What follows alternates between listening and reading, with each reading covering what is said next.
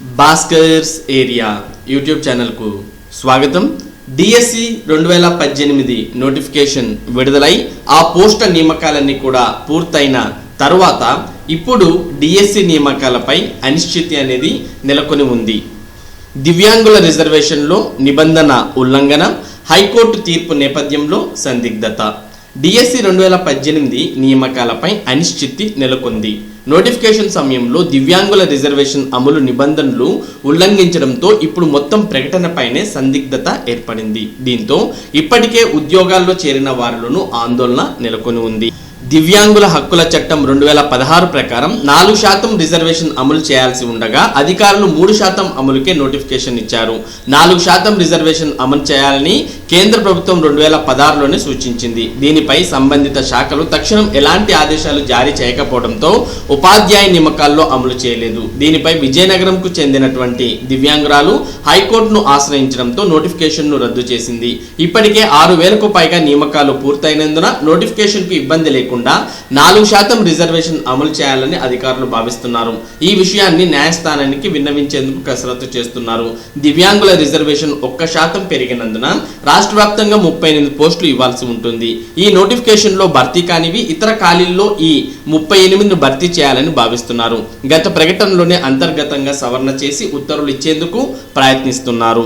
మరి డిఎస్సి 2018 నియామకాలలో దివ్యాంగులకు 4% రిజర్వేషన్ ఇవ్వాల్సి ఉండగా మరి నోటిఫికేషన్లో కేవలం 3% మంది దివ్యాంగులకు మాత్రమే మరి పోస్ట్ అనేవి కేటాయించడంతో 1% అనేది తగ్గిపోవడంతో మరి దివ్యాంగురాలు హైకోర్టును ఆశ్రయించడంతో డిఎస్సి 2018 నియామకాలపై అనిశ్చితి అనేది నెలకొని ఉంది. దీనికి పరిష్కారంగా ఇప్పటికే ఇచ్చినటువంటి నోటిఫికేషన్లో ఉన్నటువంటి పోస్టులను మరొక 1% పెంచితే రాష్ట్ర వ్యాప్తంగా 38 పోస్టులు అనేవి ఇవ్వాల్సి ఉంటుందని, మరి ఈ 38 పోస్టులను వాటిలోనే అడ్జస్ట్ చేసి అంతర్గతంగా సవరణ చేసి ఉత్తర్వులు ఇచ్చేందుకు ప్రభుత్వం అయితే ప్రయత్నిస్తోంది. కాబట్టి డిఎస్సి 2018 నియామకాలు పొందినటువంటి అభ్యర్థులు ఎవరు కూడా హైరాణ చెందాల్సిన అవసరం లేదు. మొత్తానికైతే డిఎస్సి 2018 నియామకాలపై అనిశ్చితి అనేది నెలకొని ఉంది.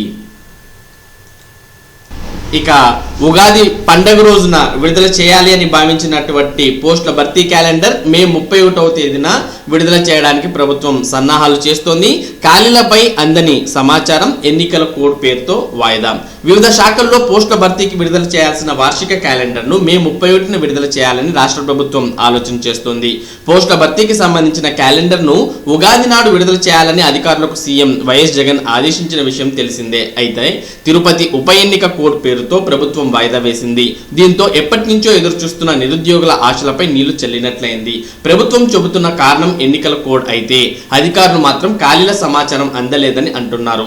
వివిధ శాఖల్లో ఉన్న ఖాళీల వివరాలను ఉగాది ముందు రోజు నాటికి అందించాలని సిఎస్ ఆదిత్యనాథ్ దాస్ అన్ని శాఖల అధికారులకు ఆదేశాలు జారీ చేశారు. ఈ వివరాలు సమర్పించేందుకు కేవలం 4 రోజులే వ్యవధి ఇచ్చారు. ఈ 4 రోజుల్లో 2 రోజులు సెలవులే ఉన్నాయి. ఇంత తక్కువ సమయంలో ఖాళీల వివరాలను అధికారులు ప్రభుత్వానికి అందించలేకపోయారని తెలిసింది. దీంతో ఎన్నికల కోడ్ అడ్డంకి అనే పేరుతో ప్రభుత్వం వాయిదా వేసిందని పలువురు అధికారులు చెబుతున్నారు. ఉగాదికి వాయిదా వేసిన క్యాలెండర్ను మే 31న విడుదల చేయాలని భావిస్తున్నట్లు సమాచారం.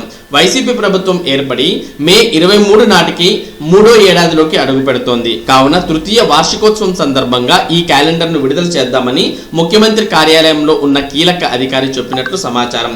ప్రభుత్వం కూడా ఈ నిర్ణయానికి మొగ్గు చూపి వచ్చే నెలలో విడుదల చేద్దామని వాయిదా వేసినట్లు తెలిసింది. ఇక రాష్ట్ర వ్యాప్తంగా పోస్టులు ఎన్ని, ప్రభుత్వం విడుదల చేసే వార్షిక క్యాలెండర్ ఎన్ని పోస్టులకు ఉంటుందనే ఆశ నిరుద్యోగుల్లో నెలకొని ఉంది. వైసీపీ ప్రభుత్వం ఏర్పడ్డాక కేవలం సచివాలయ పోస్టులను మాత్రమే భర్తీ చేసింది. మిగిలిన శాఖల్లో ఖాళీగా ఉన్న పోస్టుల జోలికి పోలేదు.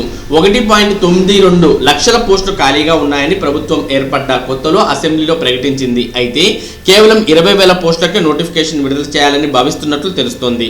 వీటిలో 8,000 పోస్టులు సచివాలయ ఉద్యోగులు, 6,000 పోలీస్ పోస్టులు ఉన్నట్లు తెలుస్తుంది. పశుసంవర్ధక శాఖలో మరో 6,000 పోస్టులు ఖాళీగా ఉన్నాయి. ఈ పోస్టులకు నోటిఫికేషన్ను ఇచ్చేందుకు ప్రభుత్వం సిద్ధంగా ఉంది. పశుసంవర్ధక పోస్టులు సచివాలయ పోస్టుల్లో భాగమేనా కాదా అనే విషయంపై స్పష్టత లేదు. అదేవిధంగా రాష్ట్రంలో 26,000 ఉపాధ్యాయ పోస్టులు ఖాళీగా ఉన్నట్లు ఉపాధ్యాయ సంఘాలు చెబుతున్నాయి. అయితే 16,000 పోస్టులు ఖాళీగా ఉన్నాయని, వీటి భర్తీ కోసం అనుమతి ఇవ్వాలని ప్రభుత్వానికి ప్రతిపాదనలు పంపింది. ఆర్థిక, సాధారణ, పరిపాలనా శాఖల నుంచి వీటి భర్తీకి ఇప్పటి వరకు అనుమతి రాలేదు. మరి ఎక్కడెక్కడ ఎన్ని పోస్టులు ఖాళీ ఉన్నాయి అనే సమాచారం ప్రభుత్వం మొత్తం తెప్పించుకున్న తర్వాత మరి ప్రభుత్వం ఏర్పడి 3 సంవత్సరాలు అవుతున్న కారణంగా మరి 3వ వార్షికోత్సవం సందర్భంగా మే 31వ తేదీన వార్షిక క్యాలెండర్ అనేది విడుదల చేయాలని ప్రభుత్వం భావిస్తోంది. ఇక మొత్తంగా అయితే మరి రాష్ట్ర వ్యాప్తంగా 1.92 లక్షల పోస్టులు ఖాళీగా ఉంటే కేవలం 20,000 పోస్టులకే నోటిఫికేషన్ ఇవ్వాలని ప్రభుత్వం భావిస్తోంది.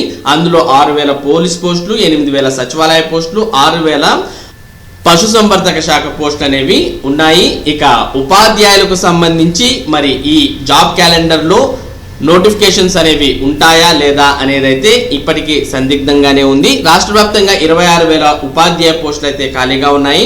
వాటిలో 16,000 పోస్టులను భర్తీ చేయడానికైతే సాధారణ ఆర్థిక శాఖకు పంపడం జరిగింది అనుమతి కోసం. మరి వాటి నుంచి ఎన్ని పోస్టులకు అనుమతి వస్తుందో అన్ని పోస్టులను మాత్రమే భర్తీ చేయడం జరుగుతుంది. మరి ఇది ఉద్యోగాల భర్తీకి సంబంధించి క్యాలెండర్కు సంబంధించినటువంటి సమాచారం. ఇటువంటి ముఖ్యమైన సమాచారాన్ని భాస్కర్స్ ఏరియా మీకు ఎప్పటికప్పుడు అందించడం జరుగుతుంది. మరి ఈ సమాచారం మీరు పొందడానికి మన భాస్కర్స్ ఏరియా ఛానల్కు సబ్స్క్రైబ్ అవ్వండి. Thank you for watching this video.